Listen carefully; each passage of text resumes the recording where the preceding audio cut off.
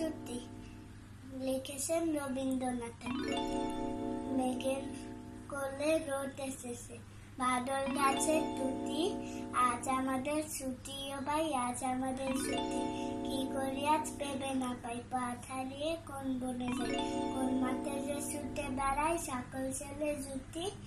আজ আমাদের ছুটি ও ভাই, আজ আমাদের ছুটি। কেয়া পাতা নৌকো করে সাজিয়ে দেব ফুলে, কাল দিঘিতে ভাসিয়ে দেব চলবে দুলে দুলে। রাখাল ছেলে সঙ্গে দেনু, চড়াবো আজ বাজিয়ে দেনু, মাখবো গায়ে ফুলের রেনু, চাপার বনে লুটি। আজ আমাদের ছুটি, আবার আজ আমাদের ছুটি।